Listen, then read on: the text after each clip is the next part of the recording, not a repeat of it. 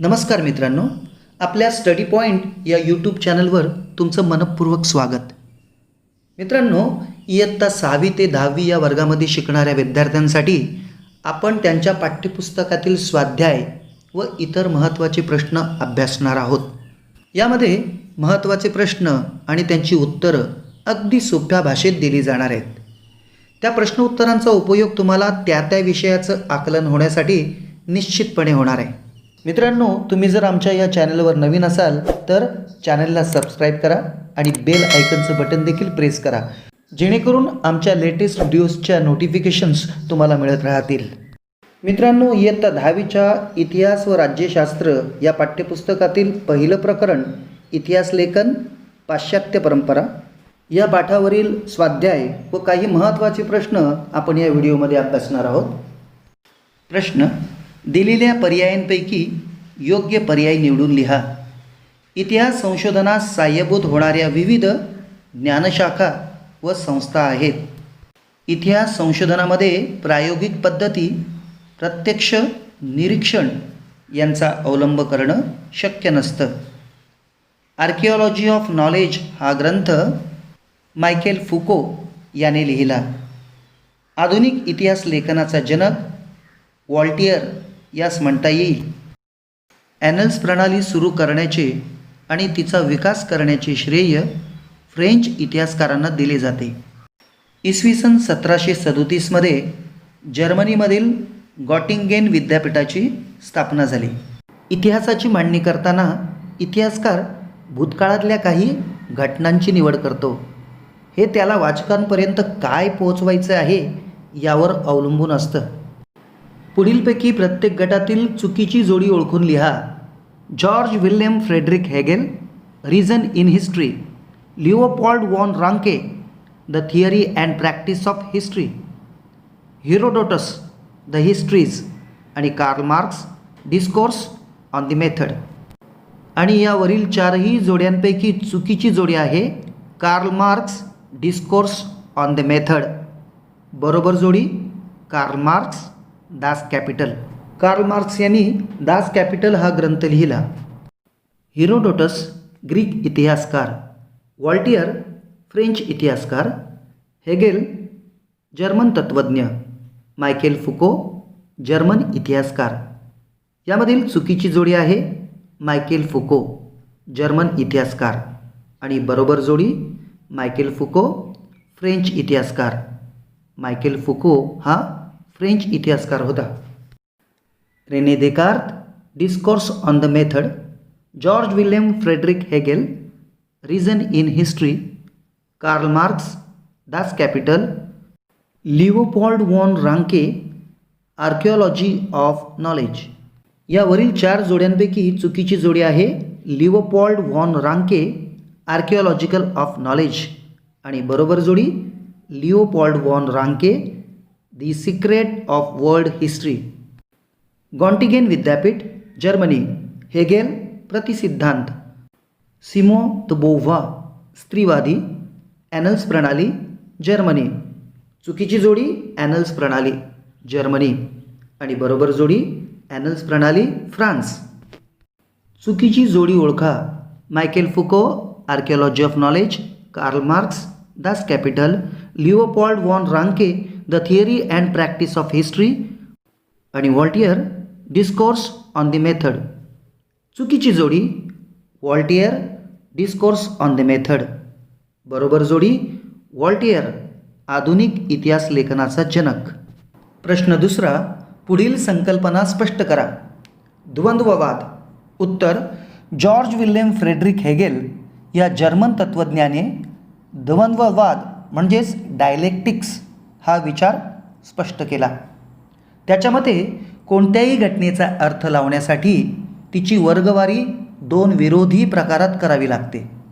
उदाहरणार्थ, खरे खोटे, चांगले वाईट या पद्धतीलाच द्वंद्ववाद असं म्हटलं आहे.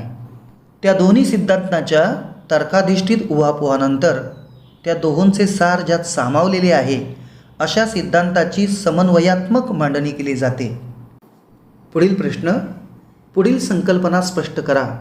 ॲनल्स प्रणाली. उत्तर: 20व्या शतकाच्या प्रारंभी फ्रान्समध्ये ॲनल्स प्रणाली उदयाला आली. ॲनल्स प्रणालीमुळे इतिहास लेखनाला वेगळी दिशा मिळाली. इतिहासाचा अभ्यास फक्त राजकीय घडामोडी, राजे, महान नेते आणि त्या अनुषंगाने राजकारण, मुत्सद्देगिरी, युद्धे यांच्यावर केंद्रित न करता तत्कालीन हवामान, स्थानिक लोक, शेती, व्यापार, तंत्रज्ञान, दळणवळण, संपर्काची साधने, सामाजिक विभागणी आणि समूहाची मानसिकता यांसारख्या विषयांचा अभ्यास करणंही महत्त्वाचं मानलं जाऊ लागलं.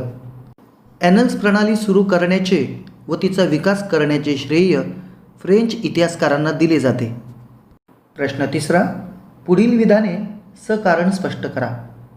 स्त्रियांच्या आयुष्याशी निगडीत विविध पैलूंवर विचार करणारे संशोधन सुरू झाले. उत्तर: स्त्रीवादी इतिहास लेखन म्हणजे स्त्रियांच्या दृष्टिकोनातून केलेली इतिहासाची पुनर्रचना. सिमोन दे बोव्वार या फ्रेंच विदुषीने स्त्रीवादी मूलभूत भूमिका सिद्ध केली. स्त्रीवादी इतिहास लेखनामध्ये स्त्रियांचा अंतर्भाव करण्याबरोबरच इतिहास लेखनाच्या क्षेत्रातील पुरुषप्रधान दृष्टिकोनांचा पुनर्विचार करण्यावर भर दिला गेला. स्त्रियांच्या आयुष्याशी निगडीत नोकरी, रोजगार, ट्रेड युनियन, त्यांच्यासाठी काम करणाऱ्या संस्था, स्त्रियांचे कौटुंबिक आयुष्य यांसारख्या विविध पैलूंचा विचार करणारे संशोधन सुरू झाले. पुढील प्रश्न आहे: फुको यांच्या लेखन पद्धतीला ज्ञानाचे पुरातत्व म्हटले आहे. उत्तर: 20व्या शतकातील फ्रेंच इतिहासकार मायकेल फुको यांच्या लिखाणातून इतिहास लेखनाची एक नवी संकल्पना पुढे आली. त्यांच्या आर्किओलॉजी ऑफ नॉलेज या ग्रंथामध्ये त्यांनी कालक्रमानुसार अखंड मांडणी करण्याची पद्धत चुकीची आहे असं प्रतिपादन केलं. पुरातत्वामध्ये अंतिम सत्यापर्यंत पोहोचणं हे उद्दिष्ट नसून भूतकाळातील स्थित्यंतरांचे स्पष्टीकरण देण्याच्या प्रयत्नांवर भर दिला. म्हणूनच त्याच्या पद्धतीला ज्ञानाचे पुरातत्व म्हटले आहे. तसेच फुको यांनी इतिहासातील स्थित्यंतराचे स्पष्टीकरण देण्यावर भर दिला. प्रश्न 4. पुढील प्रश्नांची 25 ते 30 शब्दात उत्तरे लिहा. इतिहास लेखन म्हणजे काय? उत्तर: गतकाळात घडून गेलेल्या घटनांची क्रमशः संगती लावून त्यांचे आकलन करून घेणे या उद्दिष्टाने इतिहासाचे संशोधन व लेखन केले जाते.